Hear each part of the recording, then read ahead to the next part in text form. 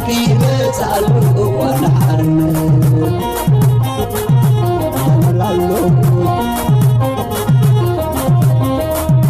أبزقوا أنتلك نعشمت مزمزة نتوم كل سبب طولة مسقرزة سرنا مسافرتي إننا بعد ماما سرنا سسوزري لا تعصقنا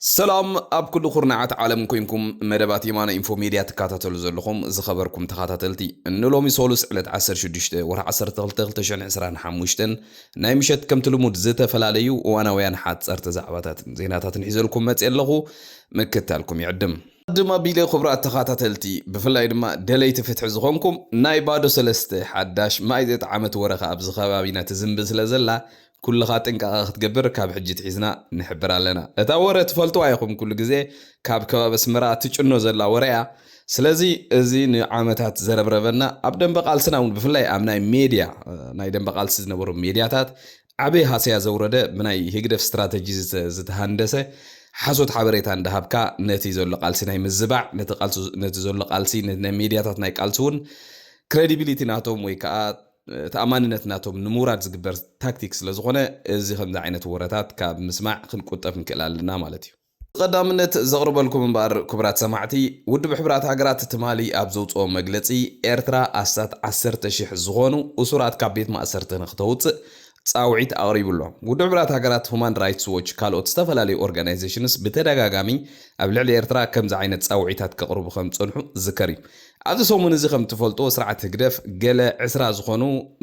ብምኽንያት ሃይማኖትን በኻልእ ጉዳያት ናይ ንግዲ ጉዳያትን ተታሒዞም ዝነበሩ ንልዕሊ 18 ዓመታት ቤት ማእሰርቲ ጽንሑ ሰባት ከም ዝፈትሐ ይፍለጥ እዩ ተጨውዮም ዝነበሩ ይኻ ዝበሃል መብዛሕትኡ ግዜ ክንዛረብ ከለና ስለንጋገ ተኣሲሮም ዝነበሩ ኢና ንብል እምበር ተኣሲሩ ዝነበረ ሰብ ብሕጋዊ መንገዲ ተታሒዙ ብሕጋዊ መንገዲ ተፈሪዱ ኣብ ቤት ማእሰርቲ ዝጸንሐ ሰብ ተኣሲሩ ዝበሃል እምበር እዞም ተጨውዮም ዝጸንሑ ናብ ገዝኦም ዝተመልሱ ወይ ከዓ ኣብቲ ዝዓበየ ቤት ማእሰርቲ ዝተመልሱ ሰባት እዮም ክንብል ንኽእል ማለት እዩ በዚ ኮይኑ በቲ ክብራት ሰማዕቲ ስርዓት ህግደፍ ኣብዚ ሰዓት እዚ ካብ ብዙሓት ወገናት ጸቕጥታት ይመጽሎ እዚ ምናልባት ንዓናውን ዘይራኣየና ብውሽጡ ዝስራሓሉ ዘሎ ብዙሕ ጸቕጥታት ከም ዘለዎ የረዳእካ እዩ ምክንያቱ ስርዓት ህግደፍ ገይርዎ ዘይፈልጥ በፍጹም ተኣምሩን ክሓልሞ ዘይክእል ዘይናቱ ባህሪ በብቁርብ ክገብር ይፍትና ኣሎ እንትኾነ ግን ኣብዚ ክንጥንቀቐሉ ዘለና ክብራት ሰማዕቲ ህግደፍ ሕጂ እንታይ እዮም ዝገብሩ ዘሎ መስለኩም ነቶም ናይ ዓለማት ሜድያታት ከምኡን ሃገራት ናይ ካልኦት ዓለማት ናይ ምትላል ስራሕ ብዝለዓለ መልክዑ እዮም ዝሰርሑ ዘለዉ ሕጂ ኣብ ናይ ህግደፍ ሜድያታት እንታይ እዮም ዝብሉ ዘለዉ ከባቢ 800 ዝኾኑ ሰባት እዮም ተፈቲሖም ዘለዉ 100 ዝኾኑ ናብ ገዝኦም ተመሊሶም ኣለዉ እቶም 700 ከዓ ኣብዚ ሰሙን እዚ ናብ ገዝኦም ክምለሱ እዮም ዝብል ወረ ብብዝሒ ይዝርግሑ ኣለዉ ኣብ ብፍላይ ከዓ ኣብ ትዊተር ኣብቲ ብዙሓት ዓበይቲ ኣከናት ዜና ዓበይቲ ሰበስልጣን ናይ ሃገራት ገለ ዝርከብዎ ማለት እዚ ስትራቴጂ ኮነ ተባሂሉ ነዚ ዘሎ ጸቕጢ ዝወርዶም ዘሎ ጸቕጢ ናይ ምትላል መስርሕ እዩ እምበር ትዝገርመኩም ነገር እኮ እዚኦም ኣምጽኦም እንድሕር ተባሂሎም ፍትሖም ተባሂሎም ነዞም ቅድሚ 27 ዓመታት ዝጨወይዎም ሰበስልጣን መንግስቲ ይኹኑ ጋዜጠኛታት ይኹኑ ካልኦት ይኹኑ ገለስ ካበዮም ከምጽኦም 27 ዓመት 26 ዓመት መቸም ኣብ በዓል ኢራኢሮ ኣብ ካል ኣዝዩ ንኽትነብረሉ ይኮነን ንኽትእሰረሉ ይኮነን ንኽትነብረሉ ዘይብህግ ቦታታት ተኣሲሮም ዝነበሩ ሰባት ብቐሊል ክጸንሑ ከም ዘይክእሉ ፍሉጥ ነገር እዩ ብፍላይ ድማ እቶም ናይ ዕድመ ሰባት ዝነበሩ ዕድሜኦም ልዕሊ ዝነበረ ማለት እዩ በዚ ኮይኑ በቲ ውድብ ሕብራት ሃገራት ንፃውዒት ከም ዘቕረበ ኣብ ናቶም ኦፊሻል ዌብሳይት ኬድካ እውን ክረጋገጽ ይኽእል እዩ ከምኡን በዓል ቲቦር ናጊ ኣምባሳደር ቲቦር ናጊ እውን ኣብ ናቱ ናይ ትዊተር ሕሳብ ኣካውንት ጽሒፉ ኣሎ ቲቦር ናጊ እንታይ ኢሉ ዘሎ እዚ ጽቡቕ ፃውዒት እዩ ውድብ ሕብራት ሃገራት ነቶም 10,000 እስራት ጥራሕ ዘይኮነ ነቲ 3.5 ሚልዮን ዝግመት ህዝቢ ኤርትራ ካብ ቤት ማእሰርቲ ነፃ ኸውን ኣለዎ ኢሉ ፃውዒት ኣቕሪቡ ዘሎ ትክክል እዚ እቲ ሓቀኛ ፃውዒት ማለት እዩ ማርቲን ፕላውት እውን እንታይ ኢሉ ኣሎ ማርቲን ፕላውት ጋዜጠኛ ማርቲን ፕላውት ማለት እዩ ሓቂ ድዩ እዚ ከባቢ 800 ዝኾኑ ተፈቲሖም ዝበሃል ዘሎ ሕጂ ረእይዎ እቲ ሓሶት ናይ ህግደፍ ክሳብ ክንደየናይ ኣብቶም ወፃእተኛታት ዜጋታት ናይ ምድንጋርን ናይ ምጥርጣርን ስራሕ ክሰርሕ ከም ዝኽእል ማለት እዩ በዚ ኮይኑ በቲ እዚ ናይ እስራት ምፍታሕ ምናልባት ንዝመጽእ ዘሎ ገለ መዓልታት እውን ገለ ብሂወት ዝጸንሑ ወይ ሓደገኛታት ይዘይብሎም ወይ ብጥዕና ዝተሰነፉ ሰባት ናይ ምስዳድ መስርሕ ክህሉ ይኽእል እዩ زي كخون خلي هقدر في كل جزء نايم مثل سرح يسرح نحنا هجن كم تزبالكم قال سنة علامنا حدا نتصورون مثل زخونة إذا سرعت زي ملو خاب جس مريت إطراب مست حساسه خي ورده دوز بالقال سخم زي ما نمسب كفلت يجبوا مالتي أقصى لبيله زغرب لكم كبرى تقاطعتلتي أب محبرة وميديا أنا إيرتراويان كابتوم أزيوم حدا جنيا زغونة كومود ما نمحبرة سبات بجملة زتصرف أب من أسياتنا ون تأفاف زغونة تصرفتات بمتصرف زفلت حدا دسالة زتبهله أب هاجر شودن زنبر أبال ناي أزيان زبال محبر ناي تسفات إن زبال حدا إيرتراوي أب عد إنجليزي نبر مالتيو ناتو أباليو إذا سبزي أب تحلف أوان زي تصرفوا محبر سب زي تصرفوا جانو بوتات زي تصرفوا عدتات زي تصرفوا والكسب يلن أب هاجر شودن نبره زوارناي أوتوبوس كوينو بعل حداريو أبو غولعيو تزجر ماكم نجار نسوت صرفوا صرفتات جن أبزنو خدوجمون أزيو سكافي بتعمي أنوار زخونة صرفتات تصرف سبي بزخونة بتجن أتي ننوي حنصب بيت أنا وتيز كل سبون كجبر زلوا أبز محبرة وميديا مسمر زت حسوس زلوا سبات حقي مسمر نايم تحسر حق قصلا سبزي تخصيصه أب حقي قريب له جينا بحجون بوزحات كستات بوزحات فيديوهات تتحيزهم له أبزناتي كمان معت فيديوهات على تذكر ماكم نجار مالتي جن قاليو أبز محبرة وميديا ونختصموا أزيو إزنغا زغرقح أتصياف تصرفتاتي فلايك محبرة سبات بمصرف سفلتي إذا كقتل له نزوم مسلم يحواتنا بفلاي أزيو بعلق زخونة بهايمانوت تصرفتاتي تصرفهم ساتهم من كيسهم زلوا أنا نجزا أرسي بقولنكم على الله كل سبونا بقولنا ميخون زلوا حوات زي بعين هايمانوت بعين قلم الزرق أنا جراي كونن بقى مسمر تحسوا قبل علي محبرة سبات تصرفي أتصياف زخونة تصرف الزجبر سب بزخونة يكون ملكي كدقف يبولون كال كبرى تقاطعتلتي تمالي أب ناتي ناي فيسبوك بيج شيرز قبر كوحانت فيديو نيراناي دمصاوي أبرار عثمان إذا فيديو زي بلكع ناي معاص عمة تمرت مخانا أنا أيرجعوتكم كوينو جن إتا أبتا مدرخ وطيو أب زربا زلو زربا أساس لزقدستني أنا بوستي ليه بزحات سبات تمالي بجيجا تردي أمانيرم بزح حساب أبزعات زي في اللايك أبز قالسي قرب زي مردا فطور سبات زغونه نجار بوست تكبر كلها بغطى مستنخور زلنا قعزو مستزلو حرقوز سلازتها حزوه بزح نيجاتيف زغونه كومنتات كله تصحفوا سر أخوهم سبات علىهم قال يهم بلغ بصير كازيت أكم نجار سلة تصحفوه قدايا يكونن نايتهم بجيجا تردي أخوهم تصحفوا زلهم سبات جن تا فيديو حجون دقيقة خص معكمه أبزا فيديو زي أبرار انتهي زلوا دمت أبرار عثمان كلنا نتحاوص بحد نخن قداي ناس إيرترا راحت راغبنا كحد صلاة راح يزلنا يبل تصلا من مخانو عينت صورنجن أو خلوا بعلهاتكم متتغليها حد صلاة راح يزلنا سلازي كلنا بحبر نكون لنا إيرترا هاجرنا يبل تعنا عايز زاربة النخبرات تقاتلتي عد سلام عد رقعات عد فتحي إياه إيزبل دمت أبرار عثمان أنا خمس مثلاً إزي فيديو زي نايز قربا جزئي أبزخونه كونسرت إرترايان مس فلاي بزم حجي مسجد في الدنا جزء درفتن دي بحنسب سايز قبر زلوا أبرار مسوميو موسيقى تتجلز سمع زلوا إزي زكاد حق يكونن نابرار ليجاسي نابرار أبركوتو أبزي فلاي بزقالسي حفشاونا بقانقوا تقرنيا أب درفي موسيقى هاجرناون إزي فتسي موسيقى حد نقرأ يكونن أبو زتراتر يبلن أبو زاربو نقرون يبلن أب متكلو جن لك خم حدا تقلاسي كم حدا إرتراوي كم ترى إرتراوي كنقفو كنزارة بقولو مثلنا إنه إحنا عون سلازي بعيني نيجاتيف ندارأهم سويلكم زي كون زي بالنايو زي تصحفة ندام ببكم أبو كومنت تصحفوا سبات جيجايو قبل سلازي دلوخي بزخوي نبتي إذا زبلازلو بفلاي إرترا هاجر ناسي أبز حجوان عد فتحي عد سلام عد رجعت يا زبلازلو بفتح ما يسامع لوني أنا نزيادة جن بعلهم تسمعواتها فيديو أبزي ألاتكم دايب لوني روما بوتازنا نصوت مون التحواوسي زبنكم اللسين إذا فقرس تحرم هزبي سمعوا بزيك العالم إذا إرترانا حنتي هاجر فقر سلام هاجر فتحي ما عد فقري سلازي كلنا تاناتكم وحانو امنوا نزخونا نجر نفس امنوا تأمامنوا نفقر امنوا لا الحق نفتح امنوا لا because كلنا آدم من هوة انت عين خبيلنا لعليا خبور نجر يلن امنتنا هيمانتنا فقرنا كلنا نساس لزخون الدماء كي ترحاقوا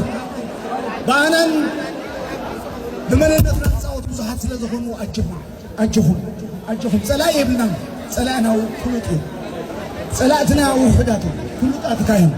سلازي أجهم ቀፂለ ዝቕርበልኩም ክቡራት ሰማዕቲ ሓደ መስደመም ዝኾነ ዜና ከዓ ሰማዕ ኣለኹ እዚ ኣብ ኣሜሪካ ኣብዚ ሰሙን እዚ ብፕረዚደንት ትራምፕ ንኢትዮጵያውያን ሓተት ዕቁባ ናይ ቴምፖራሪ ሌጋል ስታቱስ ዝብል ዘለዓሎ ማለት እዩ which is ብዙሓት ኢትዮጵያውያን ብፍላይ ከዓ ፖለቲከኛታት ዝኾኑ ኣብ ኢትዮጵያ ኣብ ኣሜሪካ ዕቁባ ዝሓተቱ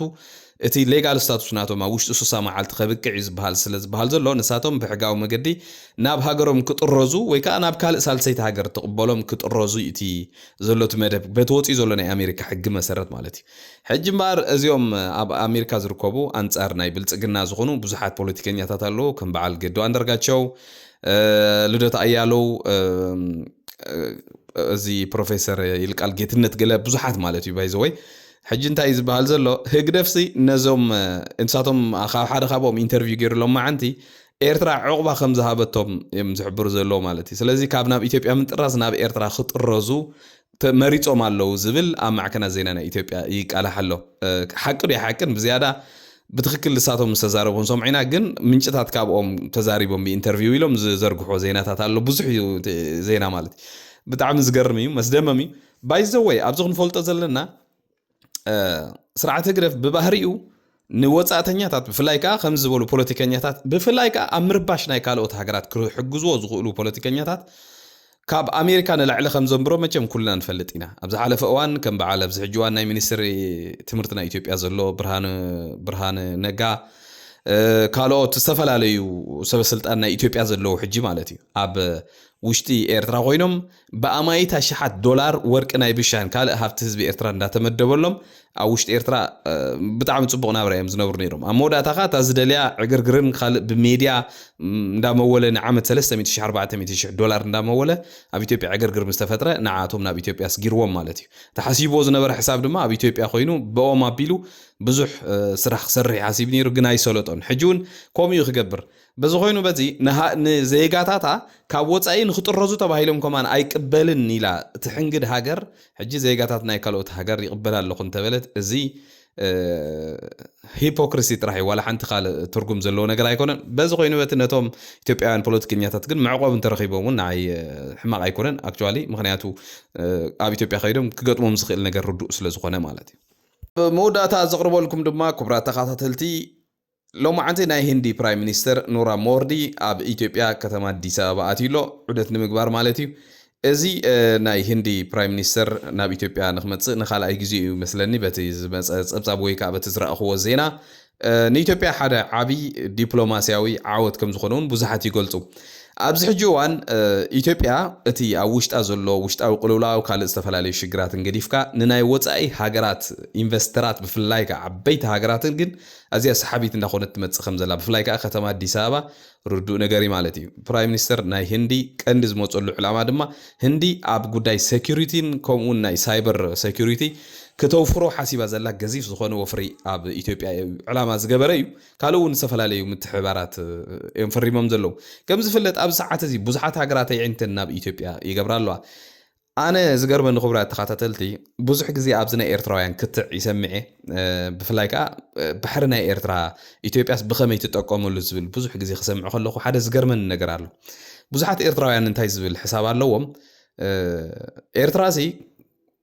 ንኢትዮጵያ ወደባታ ብምክራያት ትረኽቦ ነገር ብዙሕ ክህሉ ኣይክእልን ካብ ኢትዮጵያስ ድኻ ስለ ዝኾነት ኢትዮጵያሲ ብዙሕ ክትረብሕ ኣይትኽእልን እያ ዝብል ኣተሓሳስባ ዘለዎም ብዙሓት ኤርትራውያን ይሰምዐ ትዝገርመኩም ነገር ብኣንጻሩ እዩ ኤርትራ ካብ ኤውሮጳውያን ካብ ኤሽያ ካብ በዓል ስዑድ ዓረብ ብቴክኖሎጂን ብገለን ዝማዕበላ ዝሃፍተማ ሃገራት ወይ ኣብቲ ከባቢ ዘለዋ በዓል ግብፂ ደን ካልእ ሃገራት እንታይ እያ ክትረብሕ ትኽእል እንታይ እያ ናብኡ ኤክስፖርት ክትገብር ትኽእል ትዝገርመኒ ነገር ማለት እዩ ሓንቲ 120 ሚሊዮን ህዝቢ ዘለዎ ሃገር ኣብ ጎንኻ እንድሕራላ እሞ ብጀካ ናትካ ወደባት ዝኾነ ነገር ክትገብር ዘይትኽእል ተኾይና ኣብ ናትካ ወደባት ትምርኮስ እንተኾይናሲ እንታይ ማለት እዩ ብሓፂር ኣገባብ ማለት እዩ ኣነ ብዝርዳእኒ ብናተይ ርድኢት እዚ ማለት ህዝቢ ኤርትራ 3 ሚሊዮን ህዝቢ ኤርትራሲ ዋላ ከይሰርሐ ኣብቲ ናይ ኣብቲ ኢንዳስትሪታት ኣብቲ ቤት ጽሕፈታት ኣብቲ ከባቢ ወደባት ጥራሕ ኮፊዱ እስክበልዕ ይኽእል እዩ ማለት እዩ እዚ ሙሉእ ብሙሉእ ብሓደ ቁኑዕ ዝኾነ ኣወንታዊ ዝኾነ ሓንጎል እንተ ዝስራሕ ነይሩ እዚ ከምዚ ዓይነት ስምምዕ ተዝግበር ነይሩሲ እንታይ ምኾነ ነይሩ ኢለ ግምት ኩሉ ግዜ ሓስብ ሕጂ ክሪኦ ከለኹ ንባዕላ ኣሜሪካ ሰብዚ ሰሙን እዚ ዘውፀቶ ናይ ወፃኢ ፖሊሲ ሙሉ ብሙሉ ብምቕያር ኣብ በዓል ኢትዮጵያ ዝበለ ዓበይቲ ሃገራት ሕጂ ነውፍሮ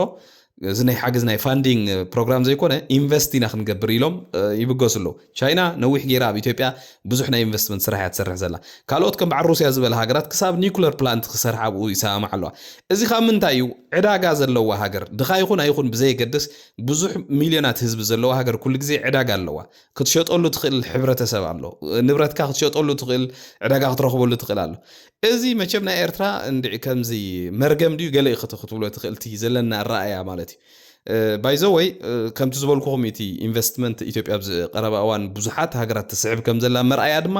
እዚ ዓበይቲ ሃገራት ናይ ዓለም ዝገብርዎ ዘለዉ ዑደት ናብ ኢትዮጵያ እዩ ካልእ ዋላ ሓንቲ ነገር የለን ኦፍኮርስ ውሽጣዊ ሽግራት ኣለዋ ዶ እወ ብዙሕ ሽግራት ኣለዋ ኢትዮጵያ ግን እቲ ኢንቨስትመንት እቲ ናይ ወፃኢ ከምዚ ዓይነት ሰሓቢ ነገራት እንድሕር ጌራ ነቲ ናይ ውሽጢ ሽግራት እውን ብከምዚ ክትሽፍኖ ከም ትኽእል ብዙሓት ተንተንቲ እውን ይዛረቡ እዮም ዝኸበርኩም ተኸታተልቲ ንሎሚ ናይ ምሸት ኣዳልየልኩም ዝነበርኩ መደባት እምበር ነዚ ዝመስል ኣብ ዝቐፅል መደብና ክሳብ ንራኸብ ድሓን ኣምስዩ